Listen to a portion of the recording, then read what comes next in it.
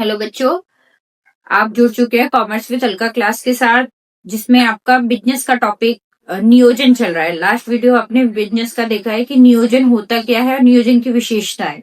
आज हम देखेंगे कि नियोजन का महत्व, इम्पोर्टेंस ऑफ प्लानिंग और सीमाएं, बाधाएं कि कहाँ का लिमिटेशंस ऑफ प्लानिंग। ठीक है, तो चलिए स्टार्ट करते हैं। स्टार्ट करने से पहले चैनल को सब्सक्राइब कर लीजिए और वीडियो को लाइक जरूर करते रहिए। ठीक है, अब नियोजन के महत्व, ये मैंने ओनली हेडिंग लिखी है। जब आप क्वेश्चन को अच्छे से समझ जाएंगे कि प्लानिंग होता क्या है, क्यों बनाया जाता है, उसकी वैल्यू क्या है, तो आप इसको अच्छे से लॉन्ग में लिख सकते हैं। ठीक है, पहले आपको समझना है कि नियोजन होता क्या है, जो आपकी लास्ट वीडियो में जा चुकी है ये टॉपिक कि नियोजन होता क्या है और उसकी क्या क्या विशेषताएं हैं, कैरेक्टरिस्टिक।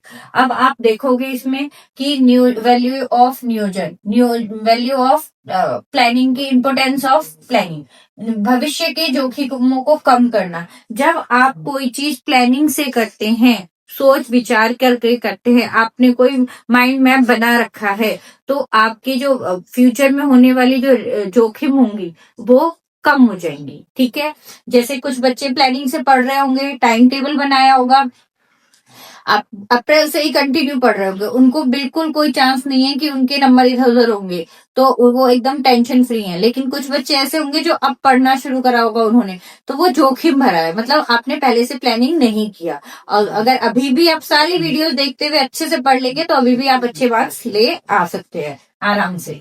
दिशा प्रदान करना, प्लानिंग जो है आपको एक डायरेक्शन देता है कि आपको काम कैसे करना है। जब आप कोई चीज प्लान से करते हैं, कोई चीज आपने पहले से शेड्यूल बना रखा है, तो आपको डायरेक्शन अपने आप ही मिलता रहेगा, बस इस पे आपको चलना है अपनी प्लानिंग के अकॉर्डिंग।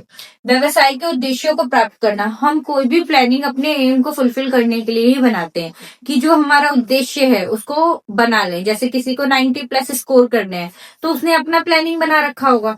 तो आपको व्यवसाय का उद्देश्य लाभ कमाना होता है, तो जब प्लानिंग से काम करेंगे तो आपको लाभ की प्राप्ति आसानी से हो जाती है। नियंत्रण में सहायक, जब आपने कोई टाइम टेबल बना रखा है, कोई प्लानिंग कर रखी है, तो उसके ऊपर कंट्रोलिंग भी इजीली हो जाता है। नियंत्रण कि भाई 5 बजे उठना है, 5 बजे आप नहीं उठे तो आपको लगेगा कि नहीं हमने गलत किया। जब प्लानिंग ही नहीं बनाओगे तो कंट्रोलिंग क्या होगी। तो नियंत्रण में भी प्लानिंग अपने आप ही बहुत ज्यादा वर्क करता है। हानिकारक कार्य को कम करना, जैसे जब आप कोई चीज के लिए कुछ प्लान कर लेते हैं, उसमें जो जो आपको ऐसी चीजें लगती हैं कि नहीं ये गलत है, तो वो आप रिड्यूस करते चलते हैं, उसको आप कम कर देते हैं कि नहीं इसकी वजह से लॉस में, इसकी वजह से प्रॉफिट में कमी आ रही है, इसकी किसी चीज की कॉस्टिंग ज्यादा आ रही है, तो आप उसको अपनी प्लानिंग में से डिडक्ट कर देते हैं, मतलब हानिकारक चीजों को हटा देते हैं। ये आपके नियोजन के महत्व है, इम्पोर्टेंस ऑफ प्लानिंग, जिसको आप इजली, अगर लॉन्ग क्वेश्चन में आता है नियोजन किसे कहते हैं, तो पहले आपने नियोजन की परिभाषा, पहले आपने अपने शब्दों में नियोजन को डिफाइन कर दिया, फिर आपने नियोजन की, जॉर्ज टेरी, बहुत सारे राइटर है, उसके अकॉर्डिंग एक डेफिनेशन लिखी, उसके बाद आपने उसके फीचर्स लिखे, विशेषताएं, और उसके बाद महत्व। अपने आप में 4 पेज का आंसर तैयार हो जाएगा। ठीक है, तो ये आंसर्स ओनली ये नहीं कि आपने वीडियो देखी 10 मिनट के और इनफ है, इनफ नहीं है। ये वीडियो बस आपको समझने के लिए होता है कि कोई टॉपिक है, कि नियंत्रण शब्द को समझना। नियंत्रण का मतलब होता है किसी चीज पे कंट्रोल लगाना। इस शब्दों को समझ के फिर आप अपने सेल्फ नोट्स बना के पढ़ाई आपकी को खुद ही करनी है। 10 मिनट के वीडियो से आप 90+ स्कोर नहीं कर सकते, पढ़ना आपको खुद ही है।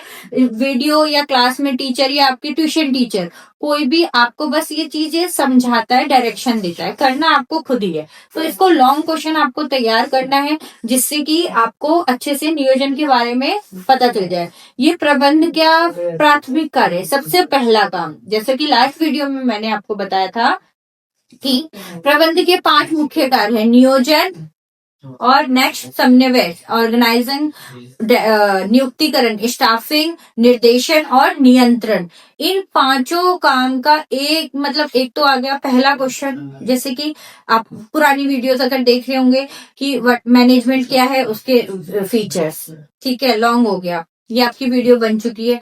दूसरा क्वेश्चन है एक प्रबंध के सिद्धांत, प्रिंसिपल ऑफ मैनेजमेंट, ये भी आपकी वीडियो डली हुई है, आप इसको लॉन्ग क्वेश्चन में तैयार करेंगे। उसके बाद हेनरी फयोल के 14 जो है प्रिंसिपल, वो वीडियो है। उसके बाद बेटा आपके ये पांचों काम 1 बाय 1 डिफाइन होंगे, जिसको आप लॉन्ग में भी ले सकते हैं, शॉर्ट में भी ले सकते हैं। जब ये पांचों कार्य आपके चैप्टर वाइज हो जाएंगे तो फिर मैं आपको अकाउंट्स की तरह, जैसे अकाउंट्स में हो रहा है ऐसे ही इसकी short short video, short short question के इम्पोर्टेंट करवाऊंगी। पहले हम इसके अब लॉन्ग करना शुरू कर रहे हैं, ठीक है। तो नियोजन की बाधाएं, लिमिटेशन, सीमाएं, और नाम भी अलग अलग होते हैं, इसलिए आपको इंग्लिश में, हिंदी में और उसका दूसरा नाम ये भी समझना होगा। बाधाएं को सीमाएं में लिखा जाएगा और इंग्लिश में लिमिटेशंस भी लिखा जाएगा। गलत पूर्वानुमान, अगर आपने किसी गलत आइडिया से प्लानिंग ही गलत बना ली तो सारा काम बेकार हो जाएगा, ठीक है। तो पूर्वानुमान गलत लग गया तो काम गलत है। अधिक समय लगना, किसी चीज को प्लान करने में, बहुत बच्चे क्या होते हैं बस प्लानिंग पे प्लानिंग करते जाते हैं डे बाय डे। ऐसे ही कंपनीज भी चलती हैं भाई, कोई कोई कंपनी क्या होती है बस प्लानिंग बनाते हैं बड़े बड़े, उसको कैरी और मतलब चलाते नहीं है सही से। ऐसे ही आप में से कुछ ऐसे स्टूडेंट होंगे 15 अगस्त से पढ़ाई करनी है, फिर कोई सोचेगा दिवाली के बाद पढ़ाई करनी है, फिर कोई सोचेगा 1 जनवरी से पढ़ाई करनी है, वो प्लानिंग ही बनती रहती है। तो आपको टाइम ज्यादा लगता है और काम नहीं करते हो आप, तो टाइम ज्यादा हो गया।